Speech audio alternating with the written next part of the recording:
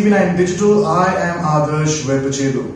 In a significant meeting between India and the 27 member states of the European Union, it was agreed that the two sides would come together on various fronts. But one aspect that was all the more significant was the comprehensive connectivity partnership that was announced during the meeting. I had a brief discussion with former envoy to Canada and South Korea, Ambassador Vishnu Prakash, to try and understand the significance of this partnership among a few other key takeaways. Here's what he said. Many thanks, Ambassador Vishnu Prakash, for speaking to us. Firstly, let us talk about the comprehensive connectivity partnership that was announced between India and the EU. Now, it says at the outset that it is focused on enhancing digital, energy, transport, and people-to-people connectivity. Basically, it seems as if it boils down to connectivity projects involving private players as well, in all likelihood. So, what also stands out about this particular partnership that was announced is that it is unlike any other that India shares with any other global entity, foreign entity. Because it covers three geographical regions, so to speak: Africa, Central Asia, Indo-Pacific. So my question boils down to the fact whether this particular partnership, whether it will be significant, and how would it be able to counter China's BRI, the Belt and Road Initiative, if that were possible. All right, greetings. The name of the game today is connectivity. The name of the game today is people-to-people relations. And I've always maintained that the underpinning to any relationship is provided by the people-to-people relations. Because you cannot have a really meaningful, important, substantive relationship unless it's a popular relationship. So, and Europe is of course quite popular in India, and the people-to-people relations are good. Yet I think there is room for development, so that is a welcome step forward. Now let us be realistic, and I would prefer to call a spade a spade.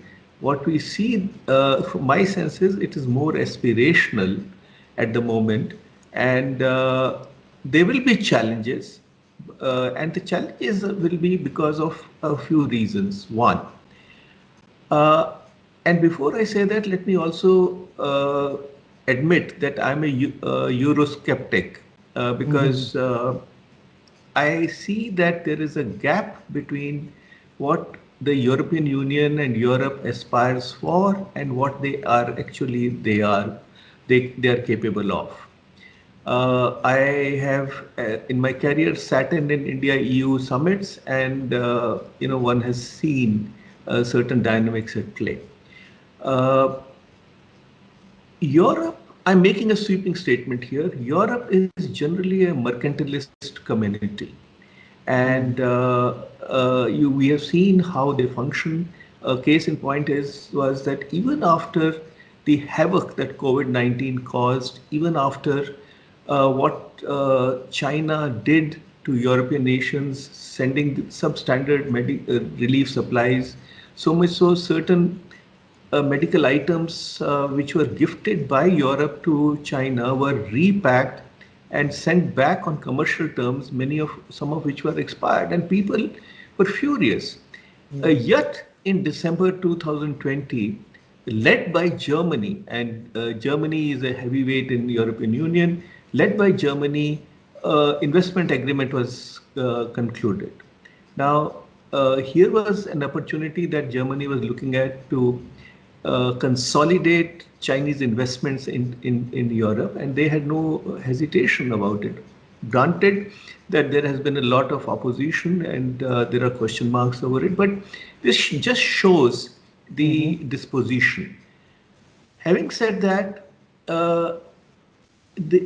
it's very well known that European Union is very bureaucratic, and India's track record is also we are a match to their bureaucratic way of doing things, and I don't think that there is going to be any competition that India and the European Union can offer to Chinese BRI. Again, I'm being very frank.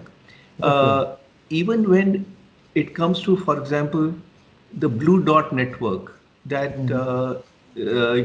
Japan, USA, and Australia have created. Well, it's a different kettle of fish altogether. China has committed or is committing. The figures are not very clear. Everything is kind of or not much is transparent, but actually there are hundreds of billions of dollars that have been committed. So I Okay. don't think that we can these comparisons will work. Even All right. India-Japan agreement for Mm. third country infrastructure projects is not making much of a headway. So I will leave it here, noting that it's aspirational, but it is difficult. All right. So you term yourself a Eurosceptic. Ambassador, let me draw your attention to the India-EU trade equation. There seems to have been much needed decision to resume negotiations. There has been a talk about a balanced, ambitious, and comprehensive, and more importantly, a mutually beneficial trade agreement.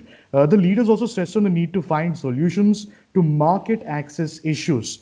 So, what is the potential for this partnership trade in terms of trade specifically? And also, do you feel that the number of articles in which we trade should go up? The number seems to be very less at this point in time. So, also, if I could ask you, why has there been such a delay in actually taking this trade deal forward between India and EU? And how can we catalyze this process now that we're here? Uh, can you tell me one free trade agreement, one, since 2010 that India has concluded? Uh, every free trade agreement has either been delayed or there are cases where we have pulled out of. I have personally been involved in negotiations with upgradation of India-Korea agreement, free trade SEPA as the ambassador to South Korea. I've been involved with India-Canada SEPA as the High Commissioner to Canada. Correct. You know, we have serious difficulties, and here I'm turning the searchlight inwards, and it's very important to kind of be frank about the challenge that we are facing. Now, we look at, or at least certain sections of Indian bureaucracy, and look at the free trade agreements as a dollar and cents game. It is you do in profit and loss and say, I will lose here, I lose here, he lose here. What is there for me? Well, there are dollars and cents, and I am all for it. But also there are certain other aspects of it. The other aspects are the strategic relationship that you develop, the political relationship that you develop, the leverage that you develop. So the fact is that we are one of the most reluctant and very cautious, rather overcautious countries when it comes to free trade agreements. Okay. So yes, I have heard this and read this, and we have, if you look at our pronouncements, every second free trade agreement, we have said something quite similar. It should be comprehensive, it should be balanced, it should be this, it should be that. But when it comes to negotiations, I don't think that we bring about a sufficient amount of flexibility because Okay. it has to be give and take. A good agreement is an agreement where you cede some and the other cede some. But let me also, before I conclude, add a fact that the Indian industry, barring honorable exceptions, is also very happy in a regulated environment, and they are still not ready for competition. Besides the fact that our basket of goods and services that we can actually export are limited. Okay. Okay. Ambassador, what are your thoughts on the EU's growing interest, if I were to call it, in the Indo-Pacific region?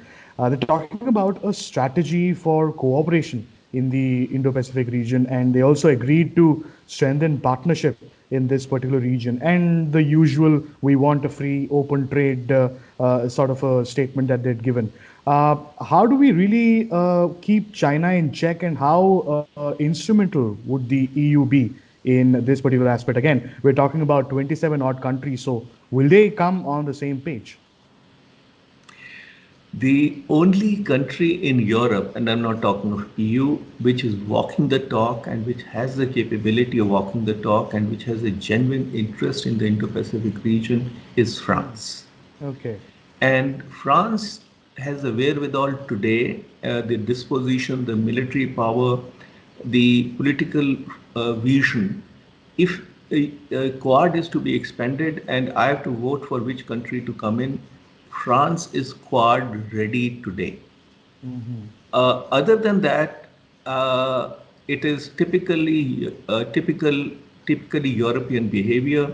Germany wants a foot in this door and that door, uh, and UK or Britain, well, it has shown more interest, and their aircraft carrier is around, but again, Britain's interest in the Indo-Pacific region is not as strong as it was at one point in time. Britain is not France, so I would think that it is a lot of tokenism. If I were to be absolutely upfront about it, and it is basically to mark their presence and nothing more than that, because other than Britain and France, Europe has very little interest in, especially the Western Pacific region, South China Sea region, and the Indian Ocean region.